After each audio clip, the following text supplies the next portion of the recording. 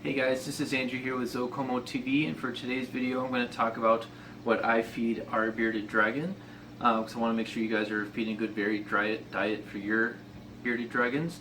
And for a special treat, my friend JP from JP's Lizard World, he's going to talk about what he feeds his bearded dragon, because he feeds a little bit differently. So I thought it would be a good idea to bring him in and just show you guys a different variation on what you can feed bearded dragons. So what I wanted to first talk about today is the difference between a juvenile bearded dragon's diet and an adult bearded dragon's diet, because they're a little bit different. So if you have baby bearded dragons less than a year old, you want to feed them about 80% animal proteins and about 20% plant matter. So mealworms, crickets, smaller crickets, silkworm larvae, different kind of insects as well. Then about 20% plant matter, and we'll get to plants later in the video. And then as they're slowly getting older, you slowly transition that. So once they're about a year old, maybe 9 months, you start feeding about 50-50. And then once they're adults, you only want to feed no more than 20% insects, because their diet is now shifted. They're really omnivores in the wild, and they eat more plant matter. So what I want to talk to you today is about how to prepare dried insects if you don't have live insects, because we feed primarily dried insects because that's what's easiest to get for us.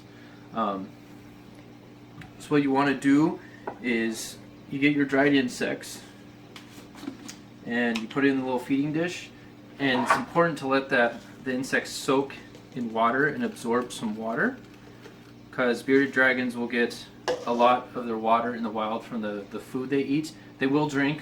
We've seen our bearded dragon eat multiple times, drink multiple times, but it's important if you're going to feed dried veggies or dried insects to soak them. That way it doesn't dehydrate your dragon, and they actually do get some hydration from the insects. Alright guys, so we just talked about what kind of bugs we feed our bearded dragon. I forgot to talk about Dubia roaches. We do have Dubia roaches. My wife and I, we tried to start a Dubia colony, but we just don't have enough warm temperatures for them to breed. But Dubia roaches are an easy way to feed live bugs, and so are crickets. A lot of people will feed live superworms. The important thing is you want to get a good mix of different bugs, because they all have varied content. So now I want to talk to you guys today about greens to feed bearded dragons. So we go and get a spring mix. It doesn't matter what store we go to, we always go for a spring mix. This specific brand, I don't even know what store we got it from, but it has 14 different species of greens in it. So when we're looking at getting varied diets to get different kind of vitamins and minerals for our bearded dragons, spring mix is an easy way to do that. You will get lots of spinach in these sometimes. Sometimes you'll find spinach and spring mix. I like to stay away from those because it's like 80% spinach. I like to just go with the spring mix because it has lower amounts of spinach. And the varied amounts of greens will be pretty good for your bearded dragon.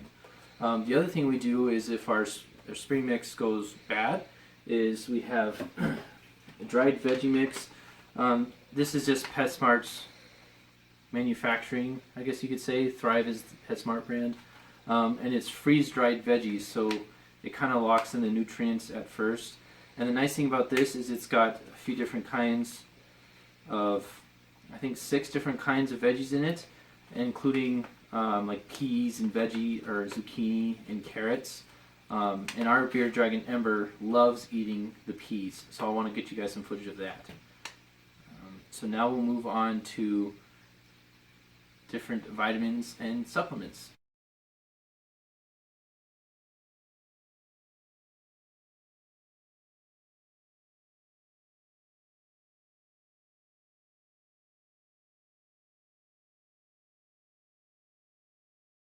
Alright, so now as far as vitamins and supplements for your dragons, technically as long as you're getting good heating and good lighting and you're getting them a good mixed varied diet, you don't need any calcium or any multivitamins. We always give some just to make sure if we're missing any component of the diet that they're getting it with the vitamins. And we also have a mesh top on top of our vivarium, so the UVB gets blocked a little bit. So we give the calcium with vitamin D3 just to help supplement with that. And what you want to do is, for baby bearded dragons, you want to give them this every day. And for adults, you can bring that back to once or twice a week, depending on how much you do. I always like to give very light sprinkles because you can actually give them too much calcium, and that can cause health problems. And so I just don't want to overdo it. And then after that, we always add Herptivite. It's Repcal. I've never found another different kind of multivitamin, but if there's some out there, I'd love to know them. If you know of a different kind of multivitamin, comment below in the video. And sometimes I'll just sprinkle this on as well. Just get a little bit. And that's it.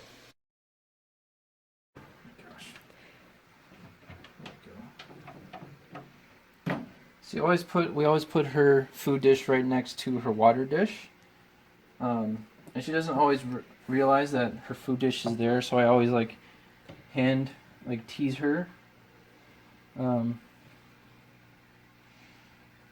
I like to always give her some, now that she's older, I like to give her a greens to see if she will eat it. So now she sees it, she knows it's there. So now she knows she has food. I'll do the same with mealworms.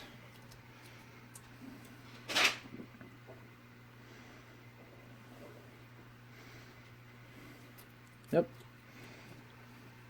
And sometimes I'll tease her with the food dish.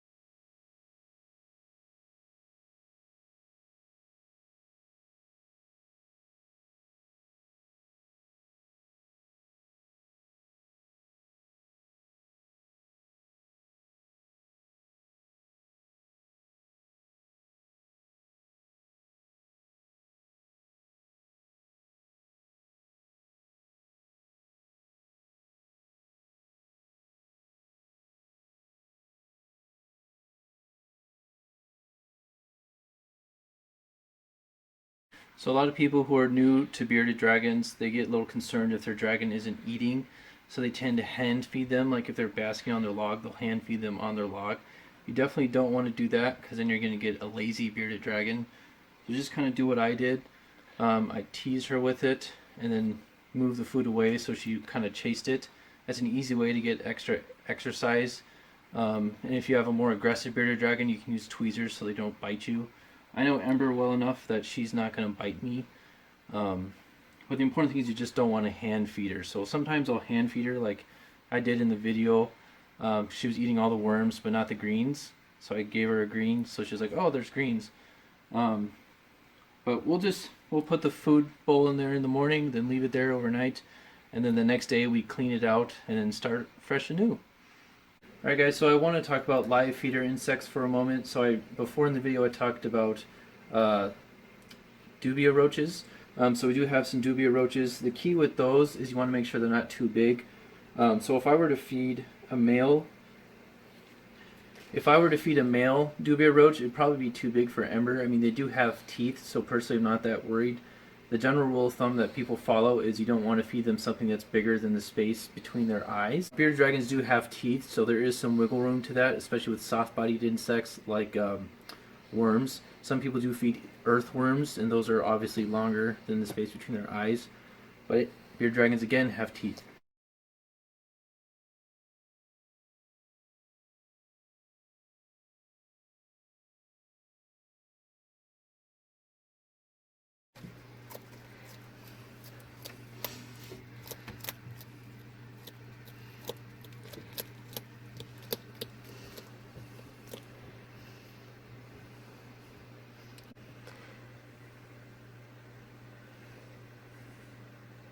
Hey guys, so thanks for watching my portion of the video. So now I'm going to hand it over to JP.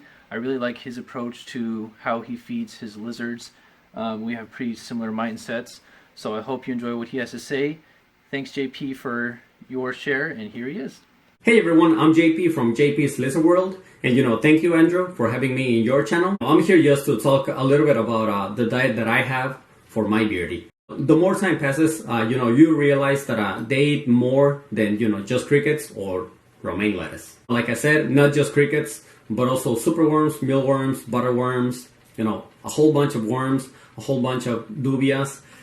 I also feed mine, feeder lizards, which I know that not many people do, but I do once a year, if I do, and also pinky mice. For veggies, they have so many options. I mean, so many options. Everything from leafy greens to bok choy to different, squashes. Also some really good treats. Like some fruits, maybe some, a little bit of basil, a little bit of mint. There's a whole bunch of stuff. Which actually, just in case you guys would like to see all of the stuff that I feed to my beardie, I do talk about that in my video, which is part 2 of this collaboration. What I'm trying to say is that you're gonna hear this a lot. Variety is key. That's what they need is, they are no different from us. Us as humans, we would never eat the same thing every single day. We will always eat different stuff. And we need different stuff. The same is with them. They need different stuff. A couple last things that I do want to mention is that it is very easy to overfeed your beardie. Now, the reason why is because as they are growing, they will eat mostly feeders or, other protein sources. But once they are, about a year old or older, they will need more vegetables than insects. In fact, right now that mine is close to being 4 years old, he's eating mostly veggies. And right now, maybe twice a week, he will have some insects. Now, the last thing that I want to mention is that even if you would have the perfect way to feed your beardie, it is not just about the diet. It is also about exercise for them. Not just that, it's always a good idea to, even if you use tongues to feed your beardie, make him walk or try to, make him jump for it, something. Try to find ways to, make your beardie work for the food. Now, maybe that sounds bad, but it's not. It's actually good for them. It's good exercise. So, obviously, everything starts with your setup. Always provide a big setup, and actually as big as you can, as long as, you have the right time. Now, you do this, for them, because like I said, it's good exercise for them. And, obviously, that in the long run will result in a healthy and happy beardie. Alright guys, well that's gonna be all for me. Thank you so much Andrew again for having me in your channel. I really hope that, we can do more videos in the future. And for everyone else, thank you for watching. Hey guys, so thanks for watching that video. So next, for part 2, hop on over to JP's channel. I'll post it right here in the bottom left. And I'll also have it posted in the description and in the top comment of the video He's going to talk about what he feeds his bearded dragon, and I'm going to talk about the huge variation of diet that's available for animals. Thanks for watching. If you liked it, please hit the thumbs up button. Please share with your friends and family. If you know anyone who's interested, please share with them, and subscribe to the channel for more videos.